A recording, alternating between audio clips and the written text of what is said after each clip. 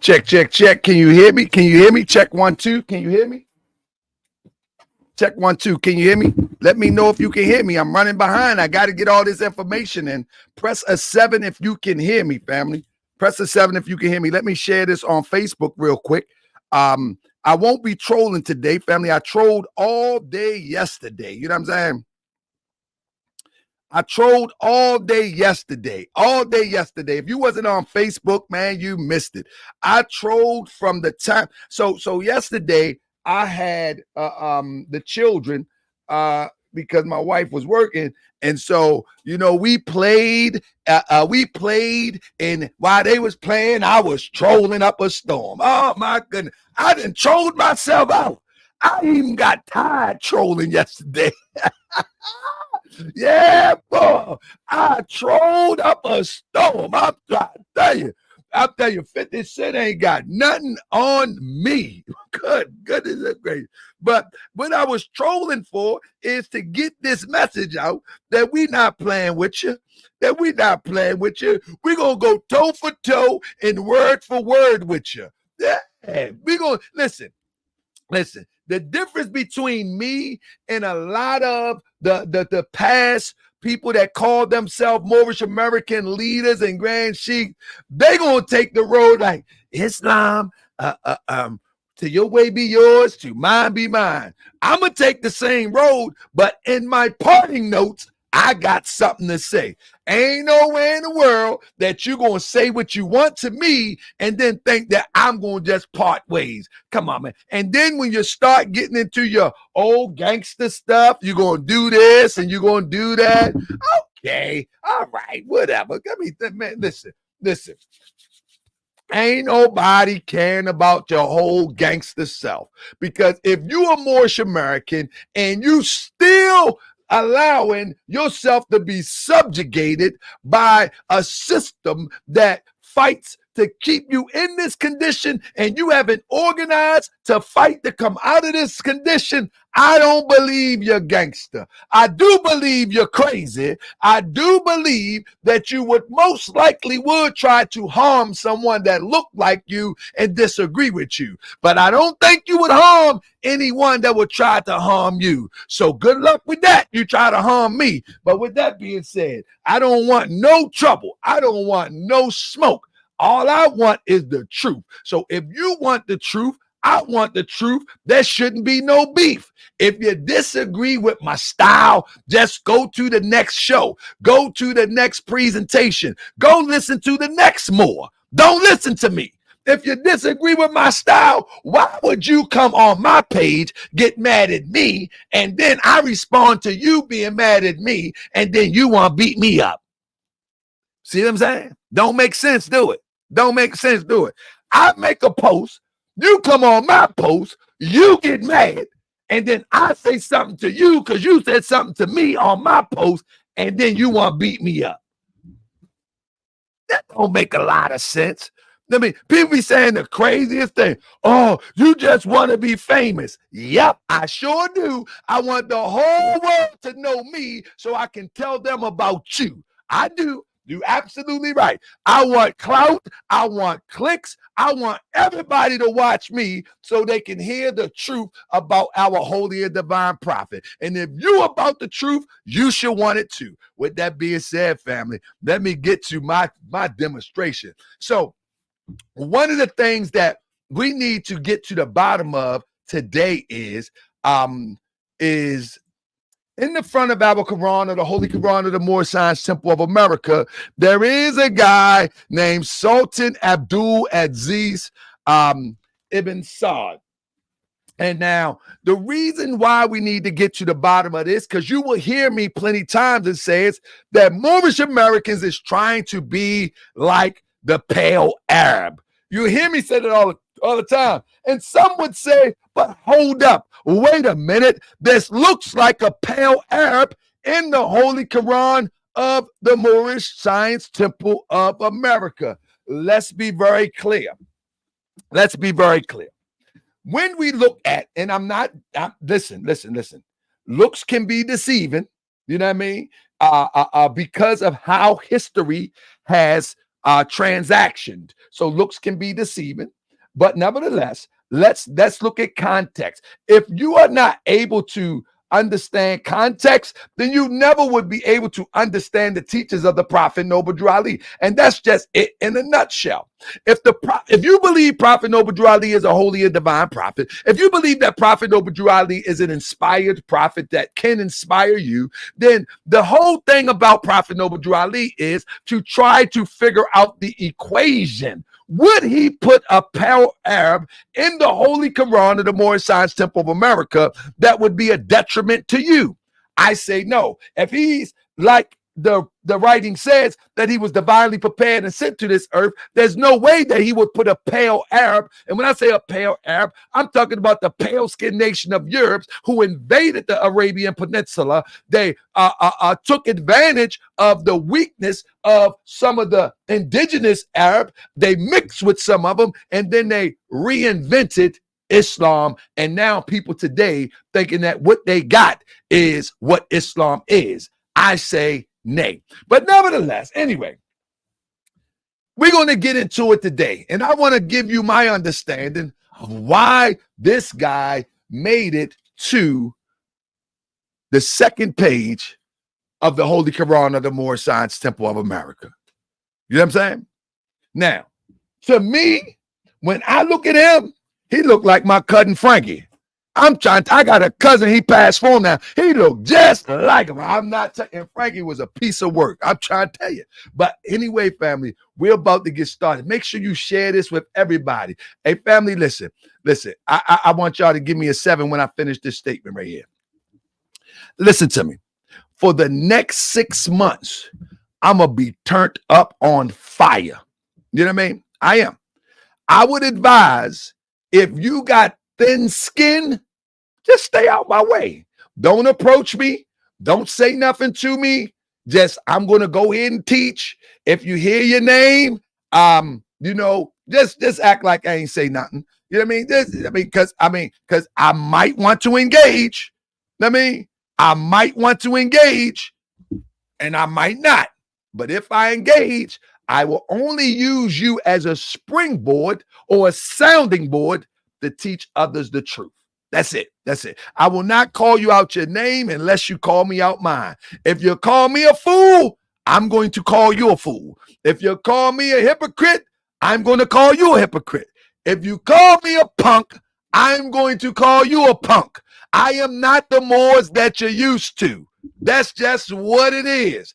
If you call me out my name, I'm telling you, I'm going to throw it back at you. I'm not none of them Moors that you're used to. I'm going to give it to you how you give it to me. But in the grand scheme of things, I really only disagree with you. That don't mean I hate you. That don't mean I want harm to come to you or your family. And that does not mean that I disagree with your efforts if they are sincere. But I just may disagree with your philosophical and theological approach to Islamism and the teachings of the Prophet Noble Drew Ali. But if your efforts are sincere, I don't disagree with that.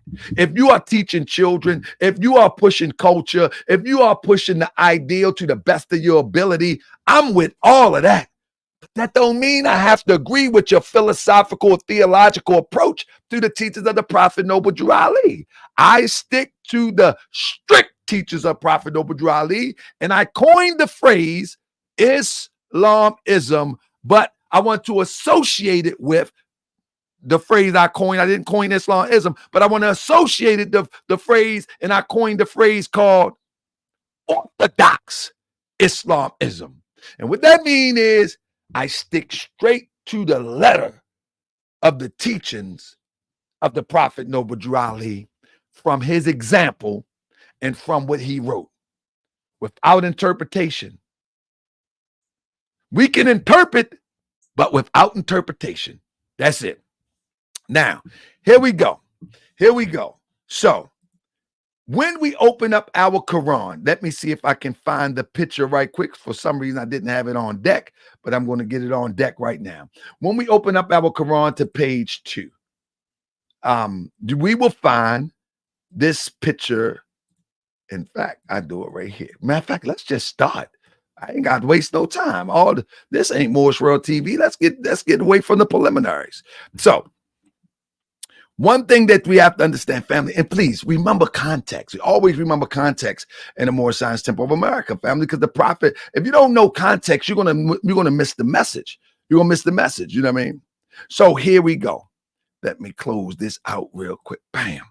And make sure that everybody can see it right clear. You understand what I'm saying? So listen. It says Sultan Abdul Aziz. It should be Ibenn Sad, descendant of Hagar, now the head of the holy city of Mecca. One of the things that you got to pay attention to, and it's very important that you pay attention to, that the Prophet Noble Ali said, the descendant of Hagar. And when he says this descendant of Hagar, that's relative to being the descendant of Abraham.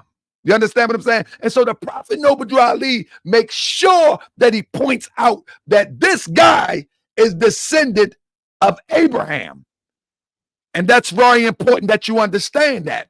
Because if not, you may confuse him with a pale Arab who have reappropriated what we know to be Islam today. So he tells you that this guy is descendant of Hagar. And then you go into chapter 45, the fallen sons and daughters of the Asiatic nation of North America need to learn to love instead of hate, and to know of their higher self and lower self, and know this is the uniting of the Holy Koran and Mecca for a teaching instruction for all Moorish American, etc. And when you go down to the verse number 7, you will find that the Prophet Noble Ali says that the Turks, let me slim this down a little bit, that the Turks, verse number 7, that the Turks are the true descendants of Hagar, who are the chief protectors of the Islamic creed of Mecca, beginning from Muhammad I, the founding and uniting of Islam by the command of the universal God Allah. So if it's beginning from Muhammad I, Prophet Muhammad, and now the Sultan Abdul Aziz is descended from Hagar, it's saying that this man is descended from the line of Muhammad for all intents and purposes. And he is, at this hour, 1927, is the chief protector of Islam. But why was that so important, Prophet Noble Drew Ali? Why was that so important? And I'm only giving you my understanding. Because in 1925, where Moors get the game twisted, the Ottoman Turks, who were under the leadership of Ataturk, he began to carry on the tradition of the Ottoman Turks and change the complexion of Islam. Press 7 if you're with me so far. He begins to change the complexion of Islam.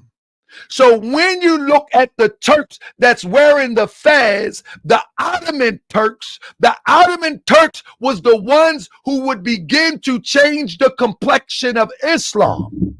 And in 1925, Mustafa Ataturk removes the fez off these pale Arab Turks, and they start wearing Western hats, and then they outlaw many of the practices of the original concept of Islam. Not the Islam you see today. They begin to outlaw many of the concepts. So the Islam that you see today is different from the Islam that was on the ground with Prophet Muhammad. Totally different. Totally different. So I want you to follow me on this thought. So what you see in Abdul Aziz, what he was doing was he was a reformist. He was one who was trying to bring it back to the original formation of when the word was given to Muhammad by the angel. He was trying to bring it back to that, right? And so, 1925, Prophet Noble Drew Ali founded the first physical Moorish science temple called the Moorish Temple of Science. in 1925, October the 15th, 1925. All right. So while the Fez was coming off of the Ottoman Turks, the Prophet Noble Drew Ali was acknowledging our national and religious headdress by returning it to us. All right? By returning it to us. You understand what I'm saying? Now, here we go. When you look at the Ottoman Turks that got the glory for the Fez, that's not the same Turks that the Prophet is talking about in the Holy Koran. The Turks are the true descendants of Hagar. He's not talking about the Ottoman Turks, because if he was, of course he would have said the Ottoman Turks. He's talking about two different Turks, and this is why Moorish science is so important, because if you are a Moorish American Muslim, you are supposed to be able to look at words and know what's being said and not being implied. Because if he wanted to say Ottoman Turks, he would have said Ottoman Turks, but he didn't say that. He said Turks, and it's going to further establish my position as we get through these slides real quick. Now, again, why would Prophet Noble Drew Ali put him in the Quran? Let's go back and just look at the lifestyle. Ibenn Sad, born in 1880 in Radia. If I'm saying it wrong, forgive me. Somebody spell it out, pronounce it for me, because my Canaanite tongue can't pronounce some of these words properly.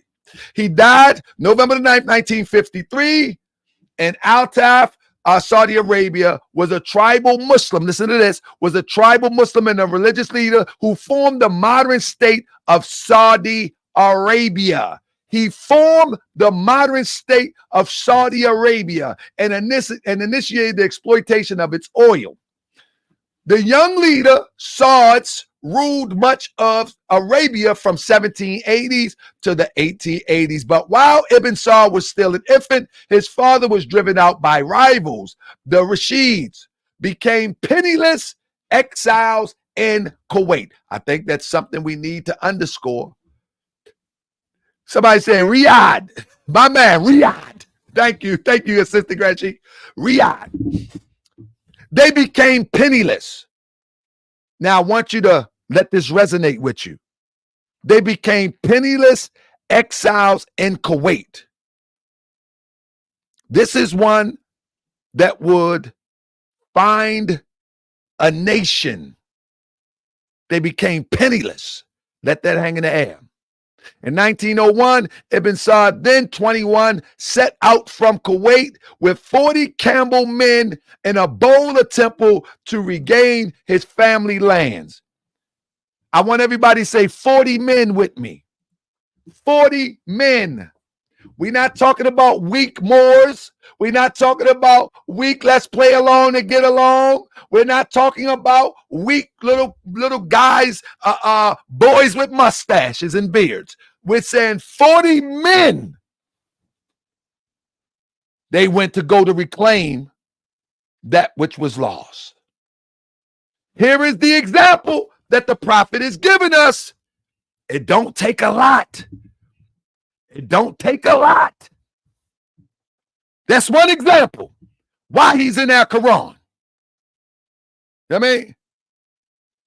No, it wasn't the British Army until later. See, I'm going to block you. If you're in my class, disturbing my class, the British Army didn't come until later. So cut it out. If you keep on, if Patan say one more thing, family block him because he's disturbing my, in fact, I'm going to block you now. You don't get another chance. Now, ban you from the comments. You get out. You don't get another chance. You can comment later. This is our Guidance of the Nations class. This is not Moorish World TV. So if you don't want to learn, go somewhere else. Now, here we go.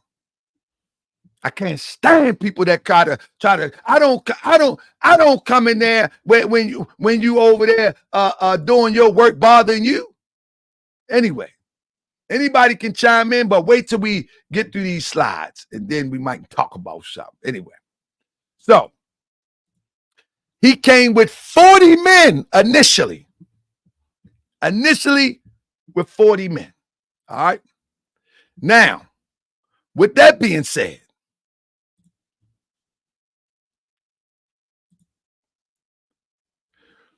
reaching their old family capital of Riyadh, the little group slipped into a town by night, January 1902. The Rashidi governor slept in the castle, but came out early, out every morning after dawn. Ibenn Sad lay hidden under the governor until the governor emerged, then rushing forward with his men, he killed him and seized the castle. This exploit roused the former supporters of his dynasty. They rallied to the magnetic leader, and in 2 years of the raid and skirmish, Ibenn Saud reconquered half of Central Arabia. That's the beginning of the rebuilding of his family legacy. With 40 people. Ibn Rashid, however, appealed to the help of the Ottoman Turks. Here we go. Who sent troops. Now, they were of the thought that the Ottoman Turks was the ones who ultimately sent the adulteration of what Islam was all about into Saudi Arabia, or what would become Saudi Arabia, or into Mecca anyway. Ibenn Saud suffered defeat at their hands on June 15, 1904. But he was not driven out from Central Arabia, and soon reconstituted his forces. The years 1907 to 1912 began to pass in desultory fighting. The Turks eventually left, unable to supply their troops. How many troops did he start with? 40. Say it with me now. 40. Why is he in our Quran? Because we need examples. Man needs a pattern in his life. Man likes to follow, not to lead. There's nothing wrong with following, long as you're following something that's right and exact, and that produces that which proves to be successful. Nothing wrong with that. Many people say, I ain't no follower. Man, you better follow something that's successful. Aren't we trying to build a nation? Aren't we trying to reclaim that which was lost? Aren't we trying to move forward? Huh? Aren't we?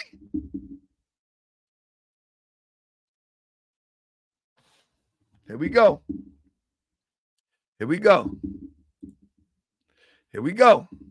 This is where Moors mess up. I'm telling you. Ibenn Saud now ruled Central Arabia except for Hejaz region along the Red Sea. This was the territory of Sharif Hassan of Mecca, who had become king of Hejaz during the war and had declared himself caliph, head of the Muslim community. In 1924, Sharif Hassan's son Abdul Allah had become ruler of Transjordan in 1921, and another son, Faisal, king of Iraq. Ibenn Sad, fearing encircling by his rival dynasty, decided to invade the Hejaz. He was then at the height of his power. His strong personality and extraordinary charm had won the devotion of all his subjects. A skillful politician, we need to highlight that, a skillful politician. He worked closely with religious leaders who always supported him, relying on the Ikhwan to liberate his Arab rivals. He sent them to raid his neighbors, then cabled the British, who imperial interests were involved, that the raid was against his orders. In 1924, Ikhwan took Mecca and Hajjaj was added to the dominions. Let me stop there. When the British come in, that becomes a political move. Remember, I just read that he was certainly politically savvy. It was a political move. Remember that. Listen, one thing about the Moors here in America, we don't know how to establish political allies more or less than warriors for allies. But this guy here, he knew how to establish the political as well as those who was willing to go all out and to be allies, right? But here is the example. Let's go back. 40 people kicked it off. 40 people kicked it off. I think that's a good understanding of why he would be in our Quran. There were more rivals whom Ibenn Sad could conquer, for those remaining had treaties with Britain. But the Ikhwan had been taught that all non-Wahhabi Muslims were infidels. Let me stop there real quick. He was a Wahhabi Muslim. He followed the Islamic tradition of Wahhabism. So when one says that, oh, let me go to this slide real quick that I just seen on a Facebook post, which is ridiculous. Moors are just so, Moors is so funny to me. Sharan Bey says, our religion is Islamism, which is the practice of Islam. There is no distinction between our Islam and Islamism. Tremaine Dukes Bey says, Louis Sharan Bey, you said there is no distinction between the two, huh? As Moorish American Muslims, you sure don't want to revisit those words.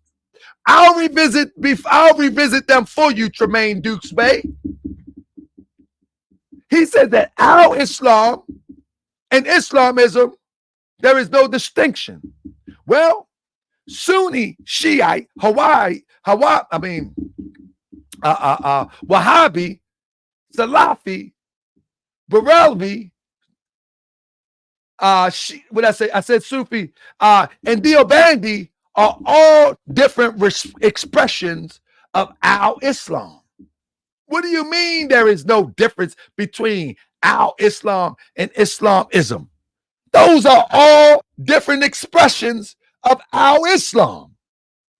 That's why Prophet Noble Drew Ali says our religion is Islamism because it's a distinctive expression of Islam. Press 7 if you with me. This is why in our doctrine, you can open up the book and it says, what can it say? Know thyself and thy father, God Allah. Because it's a unique expression of Islam. So for one to make a statement like that, they are unlearned in the matter. They are totally unlearned in the matter to say that there is no distinction between our Islam and Islamism. In principle, you are right, but in cultural persuasion, you are wrong in this hour. This is why, once again, we say Father Allah, and it's acceptable within the doctrine of Islamism. It's not shirk. But in any of the Islam's persuasion, that is shirk. Let's be clear. And see, I don't cover that up. See, most Moorish Americans try to cover these things up and act like they don't exist. No, I am ready to talk to a Wahhabi. I'm ready to talk to a Sunni, a Shiite, or anybody about why we use that term. But that's what makes Prophet Noble Drew Ali's teachings unique. This is not that. Let's be clear. This is not that. And for anyone who tried to make it that, why don't you just go to that? Because clearly you don't have a misunderstanding of this. Look at the cover of it. By the guiding of his father God. by the guiding of his father God. This ain't that. And just because you can't explain this, don't try to make it that.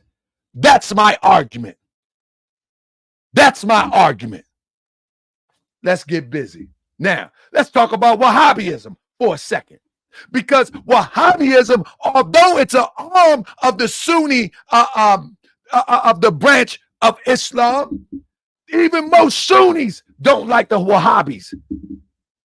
Because Wahhabis are a little bit different than the traditional Sunnis. They're just a little bit different. And remember, Sultan Abdul Aziz Ibn Saud was a Wahhabi. All right? He was a Wahhabi. Who started Wahhabism? Muhammad ibn Abdul Wahhab, born in Najd, Saudi Arabia, 1703, before it was Saudi Arabia. But what you see, Muhammad bin Saud, that is Abdul Aziz Peoples in this picture right here. See what I'm saying?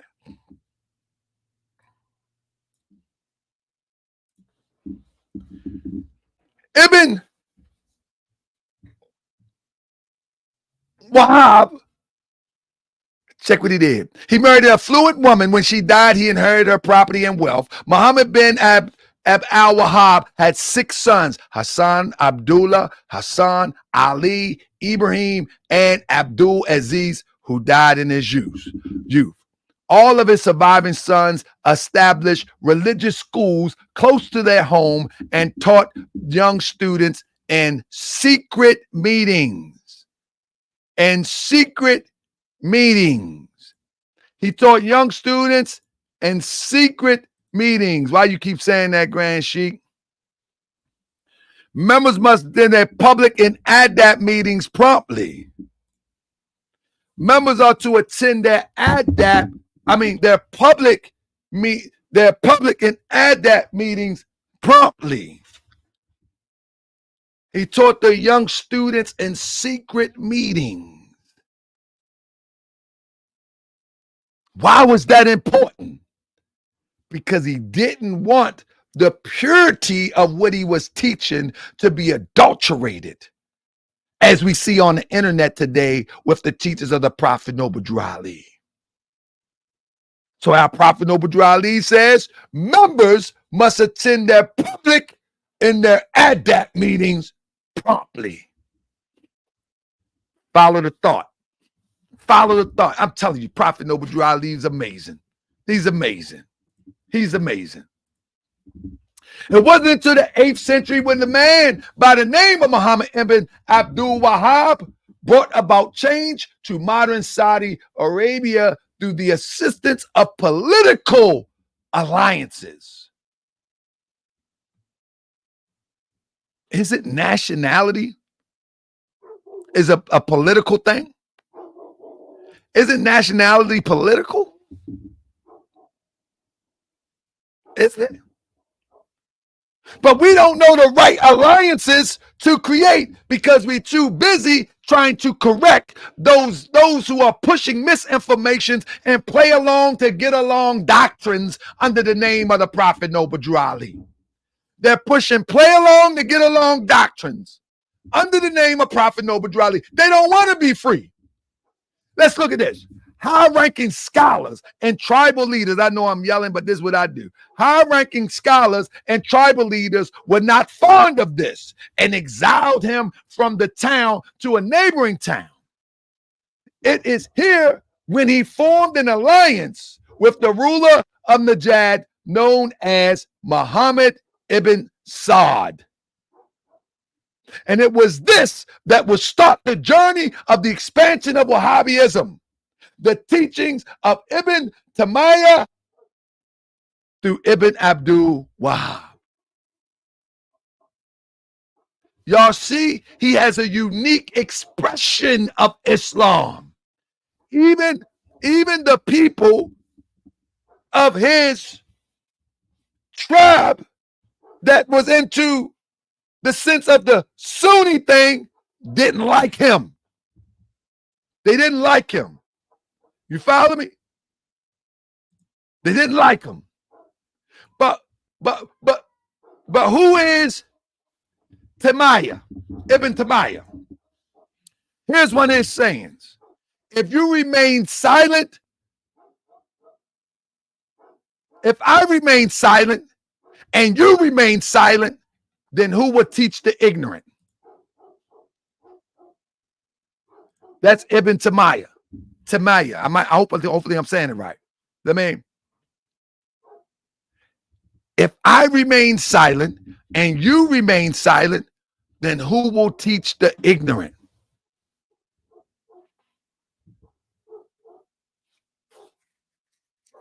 You see how AI base it? That's puritanical. Wahhabism that destroyed Islam the world over. That's propaganda, family. Let me finish my slides. That's propaganda. That's that European propaganda. They want to turn your Islam into some Chrislam. They want you to be like Christian. They want you to be like Christians. That's all. But you go ahead and run with that propaganda. Just don't keep cutting me off. Just don't keep cutting me off. Just don't keep cutting me off, all I ask. Another one of his sayings. Through patience and certainty, leadership in the religion is obtained. He says, a real man is one who fears death of his heart, not of his body. Huh? A real man who fears death of his heart, not of his body. Where's the nearest place to meet Allah?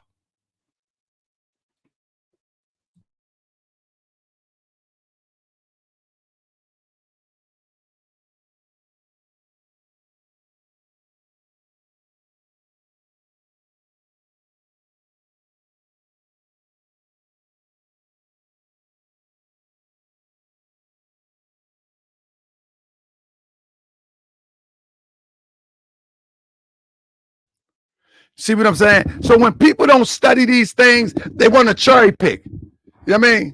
They want to cherry pick.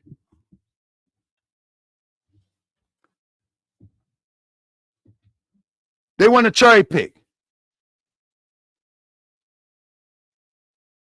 Look at the principles. Islam revolves around knowing the truth and acting by it. And that action must be accompanied by patience. Something wrong with that? Something wrong with that?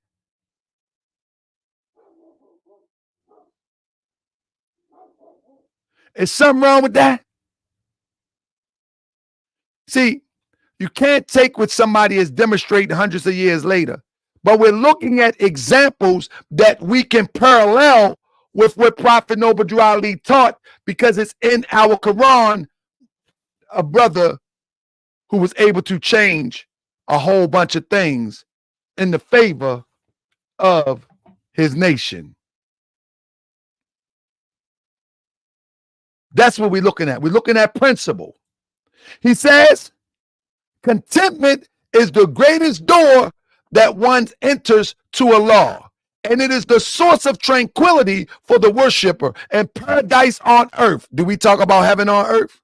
Whoever does not enter it will not enter paradise in the hereafter. Where do we say heaven is? We talk about heaven right here. We talk about heaven right here.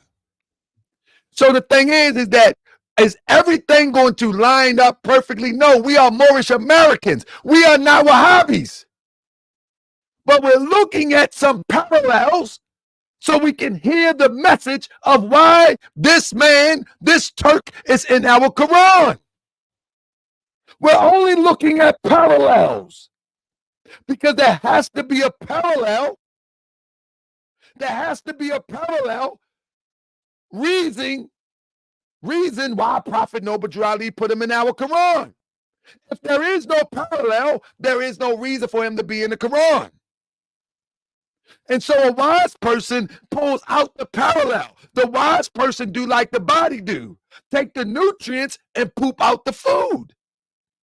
that is not no good, that we call waste.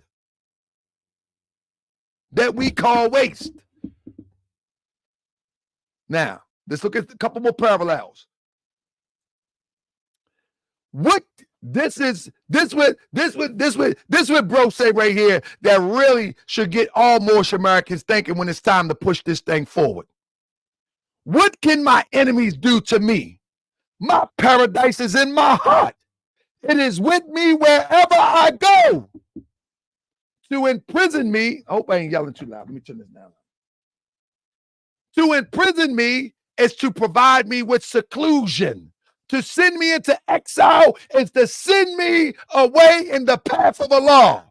And to kill me is to make me a martyr. Good goodness gracious. You see the state of mind?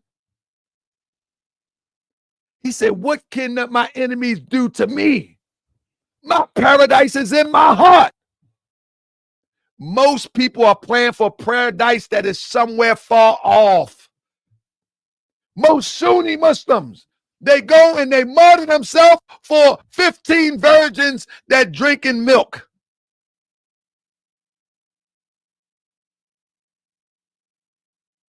Huh? They go and say, if I take myself out in the path of Allah, I'm going to get 100 virgins and I'm going to get some milk. The best of milk. You know that's what they say. The wise people know that this is a metaphor, an allegory. But what he's talking about is heaven on earth that's consistent with the teachings of the Prophet Noble Drew Ali. That's another parallel. So why is this guy in our Quran? We're not talking about years later. We're talking about those who was fighting for their own liberation during the time that the fight was on. What was the state of mind? And that would explain why Prophet Noble Drew Ali put him in our Quran. What was the state of mind at the time of the Quran? Man, come on. Who's here to teach this? Who's here to teach this? Who's here to teach this? Who's going to be here to teach this? Everybody want to play around with it? Or we going to teach this? Wahhab, he was against the cultural aspects of the Ottoman Empire. Y'all see that? He was against the cultural aspects of the Ottoman Empire that the Ottoman Empire had brought to Arabian Muslim world, and suggested that such things were nothing but negative innovations in religion. The most Sunni Muslims today are following nothing close to what Muhammad followed. Nothing. So this is why I tell you that Prophet Noble Drew Ali underscore that the Turks, not the Ottoman Turks, that the Turks are the chief protectors, not the Ottoman Turks. The Ottoman Turks misappropriated Islam. The Ottoman Turks ain't nothing but pale Europeans that converged on the land.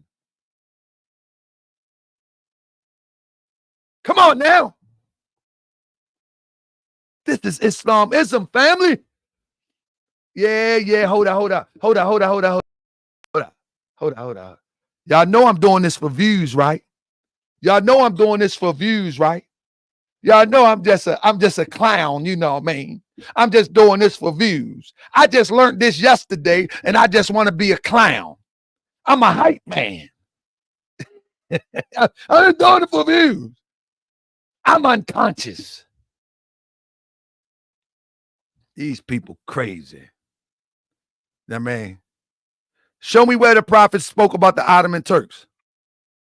But the prophet honored those Ottoman Turks.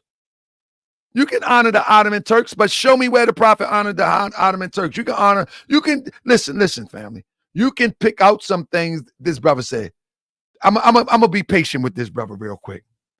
What did the prophet say about the Ottoman Turks? Brother, you have to learn context. Can you show me real quick? Hey family, be patient with me. I want to give AI Bay a minute to speak on how the prophet honored the Ottoman Turks, so we can talk about the context. Brother, I'm gonna give you 1 minute.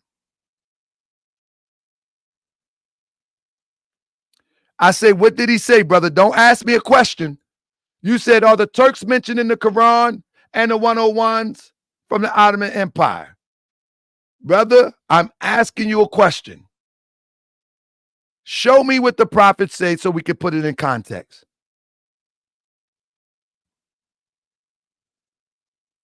Show me what the prophet, don't ask me a question and then ask me a question. Tell me, quote yourself, get your Quran, get your questionnaire, and show me what the prophet say.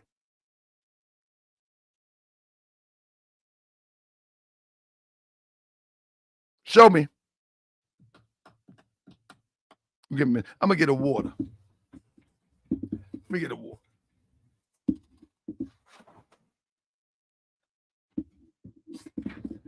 This is one of the problems that we have. This is one of the problems that we have with our people, especially with Moorish Americans. Everybody want to be a teacher. Everybody want to be in the know.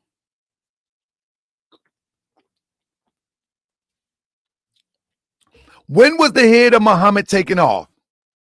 1453 Byzantine. By who? By Muhammad.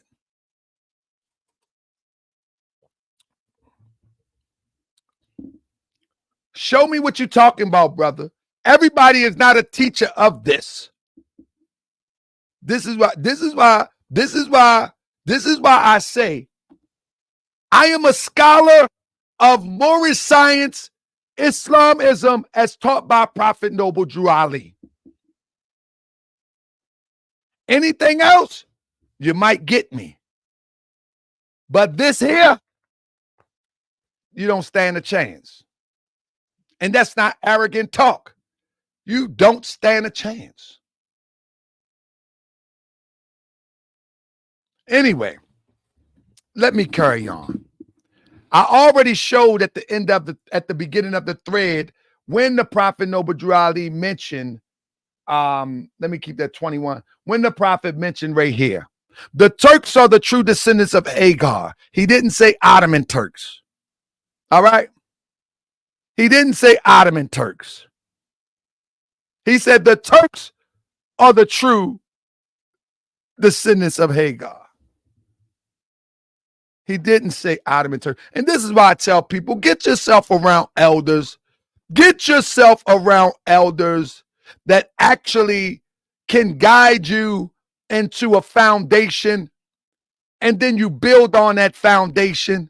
Don't listen to these internet people that never been around any elders. They never been around any real scholars. They never been around any real researchers. They never been around none of that.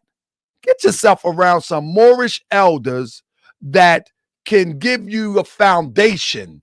And they may not know everything, but they can give you a foundation that you can build on. The internet is not going to give it to you. And when I say the internet, I'm not saying that the internet with organizations using the internet to their benefit. I'm talking about sporadically grabbing stuff around the internet will not be sufficient to understand the Prophet's Noble Drew Ali's teachings. And that's the bottom line. Get yourself around an elder and an organization that has dedicated their life to understand this. Don't cherry pick from the internet from these people that play dress up because they got 1,000,001 products, because they're doing all this humanitarian work and all that. We're talking about scholarship right now.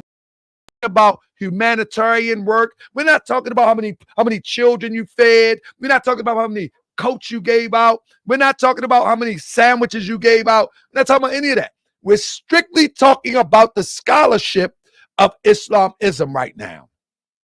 And that's where we go wrong, because when we start talking about the scholarship of Islamism and you can't defend your erroneous or pseudo position, the first thing you say, well, where's the work?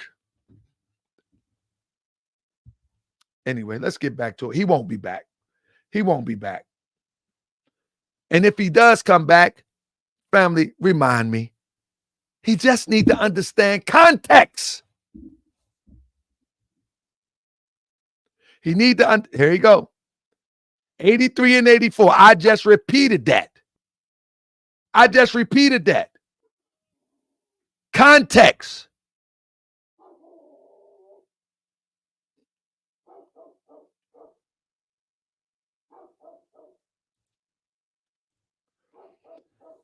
I'm going to answer some of these questions. Turks, Ottoman Turks, and Saudis. Where is the Moorish Sultans at? MST of A is confusion. No. We're building, we're at the infancy stages, just like when Sultan Abdul Aziz was in exile, when they was penniless. Do you remember that? I want you to answer that for me. Do you remember I said earlier that they was in exile and they was penniless? Do you remember that? How is that so confusing? Malik Muhammad Bey? They were in exile and penniless. Hello? Are you there? They wasn't sultans when they was in exiles and penniless. Hello? Muhammad Bey, are you there? AI Bey, I just explained 83 and 84. Not really explained, but I'm telling you, are you there?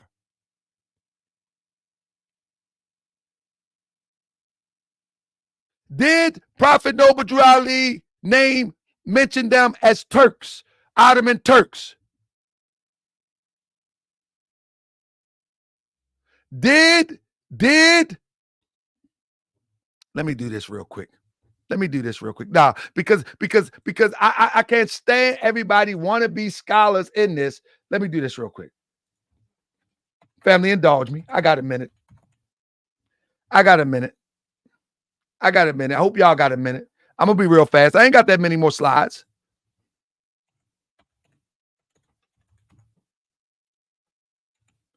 Give me 1 second. I ain't got that many more. Give me 1 second. One question.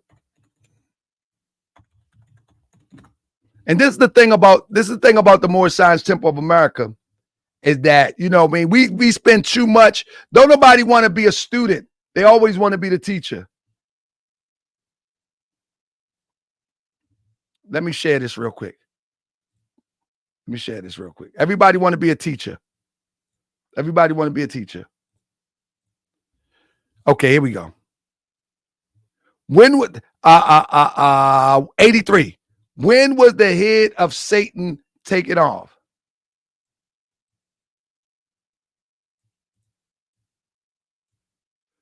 When was the head of Satan taken off? 1415 Byzantine. By who? By Muhammad. I asked the question and I just need a direct answer. Did Prophet Noble Drew Ali mention, did he say the Ottoman Turks? Because the Ottoman Turks came in power, you want to assume that he's referencing the Ottoman Turks. I know.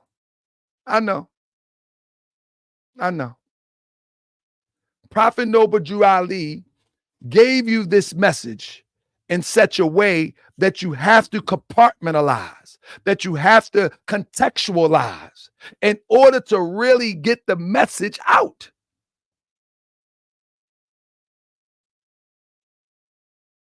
So even if let's conclude that Mehmed was an Ottoman Turks. Let's just say it is. That is the catalyst for the Islamic revolution. That part is done. We move on to the next. Now, Prophet Noble Drew Ali said, Turks, I appreciate you, brother. I'm getting back on track. Mo, you're being sidetracked by confusion. Let's keep it flowing, Mo. Islam, that's it, babe. Islam. You're right. So let me get back to, I appreciate you, brother. I'll be trying to address those that don't know, but hey, let me just let them don't know for a while and get back on track, because this is real. This is the real deal. And I ain't got too many more slides left. But anyway, let me screen share this back up. I appreciate y'all, family. Please share this. This is not that stuff where I repeat from somebody else. This is something that I really studied, something that I really researched, something that I really compared and analyzed next to the prophet's teachings. This is not something that somebody said, like George Washington cut down a cherry tree and now I put it in a book and sell it to people. Nah. It says he was against the cultural aspects of the Ottoman Empire that the Ottoman Empire had brought to Arabian Muslims world, and suggested that such things were nothing but negative innovations in religion. In other words, Ibn Abdul Wahhab was on a mission to revive the teachings of Ibn Taymiyyah that had long been forgotten in the region where Islam had originated. It goes on to say, as a religious revivalist movement, we're talking about Wahhabism, that works to bring the Muslims back from what it considers a foreign creation that has corrupted Islam, and believes that Islam is a complete way of life which has prescriptions for all aspects of life. Let me underscore what this brother, the revivalist, is saying. He's saying that Islam was corrupted. He's saying that Islam was corrupted. And it is his mission to bring it back to its purest form. Sounds similar to what the Prophet Noble Ali says. We're returning to Islam, and Prophet Noble Ali was to bring the true Islamic creed. Sound familiar, don't it? Wahhabism is quite strict in what it considers Islamic behavior. The Mohammedan movement has been described by the economists as the strictest form of Sunni Islam. On the other hand, religious critics assert that Wahhabism is not strict, castigating it as a distorted version of Islam. Ain't that what they say about the Moorish Americans of America? A distorted version of Islam that deviates from the traditional Sharia law, and argue that their practice are neither typical nor mired in the root of Islam. Ain't that what they say about Prophet Noble Ali? It say, unlike other schools of Sunnism, Wahhabism admonishes the grand Islamic principles. Let me blow this up for you real quick.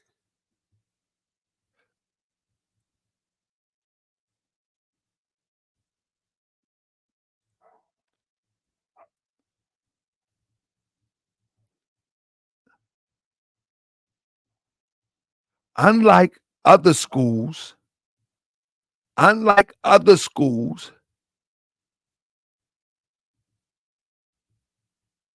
of Sunnism, Wahhabis admonishes to ground Islamic principles solely on the Quran and Hadith. They even bring the principles out of the Hadith, according to this article from the Britannica what's that thing? Encyclopedia. Rejecting much material derived from Islamic culture. Don't that sound familiar? Do that sound familiar? Rejecting much material derived within Islamic culture. Don't that sound familiar? Did this stop them from becoming a nation called Saudi Arabia because people didn't believe that they was on the right path? Did this stop anything? No. This ain't stop nothing. Ain't stop nothing. Let them talk.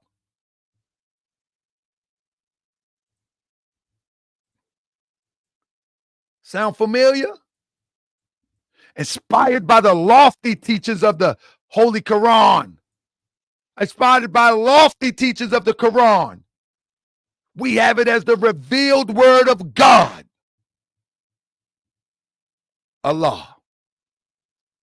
The lofty teachings is the high teachings, not the mundane, surface-based, earthly teachings.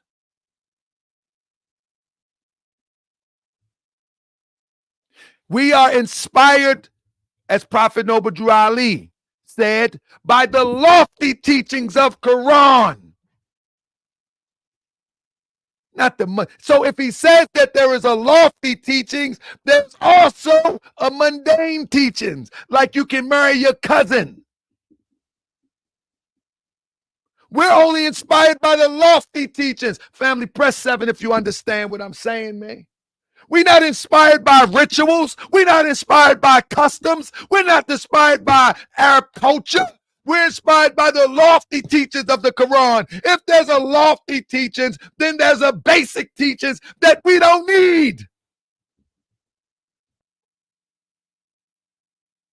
Look up the word lofty. We're not inspired by customs. We're not inspired by another person's culture. We're not inspired by another person's ritual. We're inspired by the lofty teachings of Quran. We have the lofty teachings as the revealed word of God. Let me say it again. I want you to see my face. We have the lofty teachings as the revealed word of God. Lofty, the high elevated teachings, not the low basic teachings. Not that you wipe your face with camel pee. That old culture. Not that you wash your hands with dirt in the sand of the desert before you take a prayer. Culture. Not how you make salat.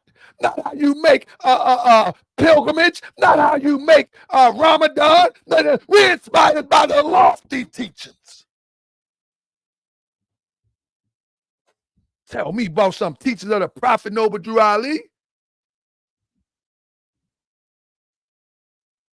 Inspired by that. We're not inspired by weak stuff. Talk about. Anyway, they be getting me fired up, man. They be getting me fired up, man. My bad, Raheem Omar Mustafa L. They be getting me fired up. They do. Anyway, let's roll up and get on out of here real quick. I got a few more slides. Let's get on up out of here. I got things to do today. It says, Ibn Abdul Wahhab and Ibenn Sad both perished by the 18th century, but his impact in the region so much so that their views would continue to exist throughout their followers, who had taken their movement further by removing the Ottomans in 1925 from the Arab regions. 1925. What happened in 1925? Huh? What happened in 1925? They removed them from the Arab region in 1925.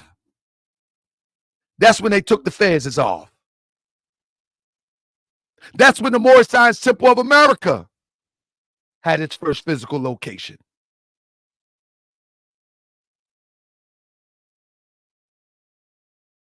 Come on now. So when the Prophet Noble Drew Ali saying that the Turks are the chief protectors, when the Prophet Noble Drew Ali says the Turks are the true descendants of Hagar, who are the chief protectors of the Islamic creed of Mecca, he can't be talking about the Ottoman Turks. Why, family? Because they was removed. Did you hear what I said? He can't be talking about the pale Ottoman Turks. Because in 1925, they was removed. The Holy Koran of the Moorish Temple of America, when he wrote this, was published in 1927.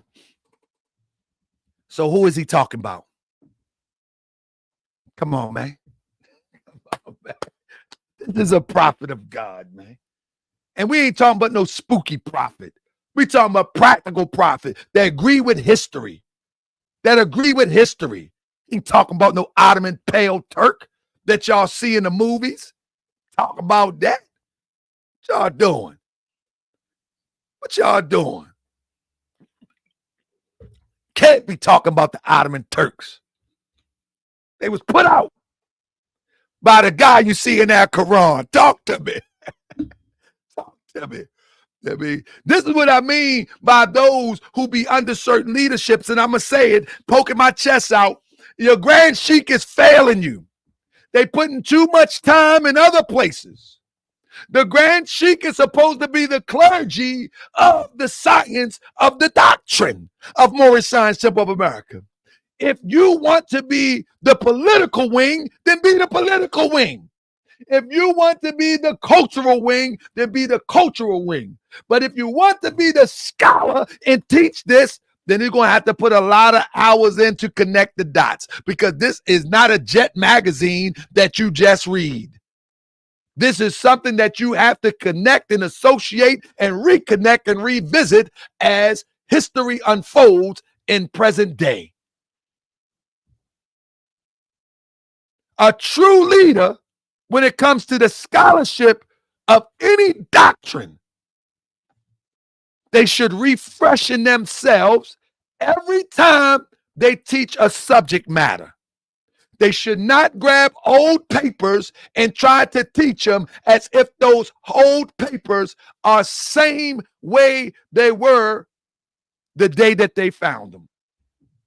They should update them.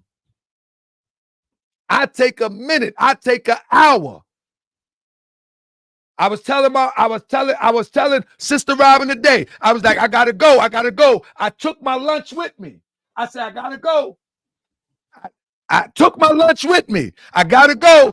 I gotta put these slides together. And she already know that I got tons and tons and tons of research. But when I say I gotta put these slides together, I gotta make sure that there is no new revelation that has been revealed in history, so I won't be misleading people. You hear what I say? And any good teacher would be doing the same. I mean, any good teacher would do the same. That you don't take old fables, old tales, and run with them. No, you update your research every time you teach the doctrine. With that being said,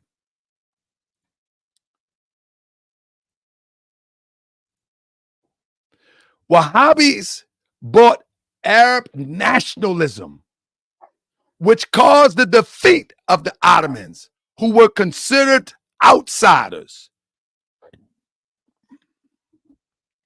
Isn't the Moorish Science Temple of America pushing on a national agenda? Aren't we into nationalism as it relates to nationality? This is the parallel. We're not trying to be Wahhabis. We're not trying to be Sunnis. Only way we're trying to be Sunnis if we're talking about the traditional principle as it relates to the teaching, the lofty teachings of Allah. That's it. But are we nationalists? There is another parallel. So when we study King Abdul Aziz, that started off with 40 people, let me tell you something. You get 40 fake Moors today talking tough to each other. They won't scale nail wall. They won't go and hide and wait for nail person that have persecuted them to do nothing. You get 40 Moors right now. They be talking about we need to learn to love instead of hate. You get 40 Moors right now. They be talking about the Prophet made us part and parcel of this said government. You get 40 Moors right now and say, let's rock and roll. They make all excuses in the world. And they will use the Prophet Noble Drew Ali to justify being soft and passive. But that's not. But there's a reason he's in our Quran, because he wasn't soft or passive. And when it was time to move, he was ready to move. with no excuses. Once he began to conquer lands in Arabia, he was telling the people that live in the outskirts, build your homes closer. Build your homes closer to wells of water. Build your homes closer. He was rocking and rolling. You get 40 of these Moors on the internet.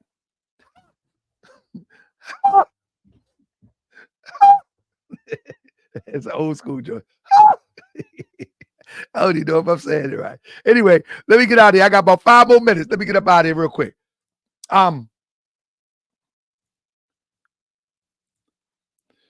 So, in 1901, at the age of 21, Ibenn Sad succeeded his father, Abdul Rahman bin Faisal, to become the leader of the Saud dynasty with the title of Sultan of Najd. It was at this time that he set out to conquer the lands from Ibn Rashid in what is now called Saudi Arabia in 1902, together with a party of his relatives. And as we know, there was 40 people. He recaptured Riyadh. Or this one said 20 men. Some said 40 men. But let's just say 30, because these are two different encyclopedias. We give or take, by assassinating Rashidi, governor of the city. Ibenn Sad was considered a magnetic leader, and many former supporters of the House of Saud once again rallied to his call following the capture of Riyadh. And as I told members of the Moorish Americans Seek America before I got into the show, I told them, I said, listen, I got different variations of this history. So some of it is going to be repetitive. So we read one, it said 40, this one says 20. But nevertheless, whatever it wasn't more than 50. And they had heart. And they was ready to rock and roll against those who exiled them and oppressed them.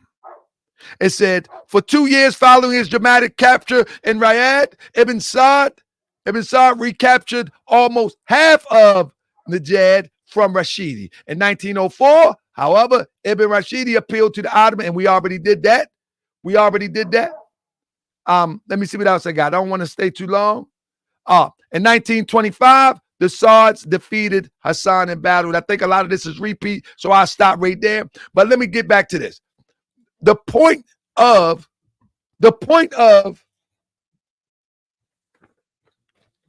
him in our Quran is not for us to be a Wahhabi. That's not the point. That's not the point. The point of it is that it didn't take much to get a lot done. The point is they stuck to the strict edicts of Islam as they understood it. The point is they didn't waver. The point is that they had their eyes on the prize of liberation and freedom from oppressors and oppression. And they was able to organize. Now, I just gave you an outline, but within that outline, there's organization, there's military organization, there's political organization, there's culture, and there is the urge to be free. You follow me?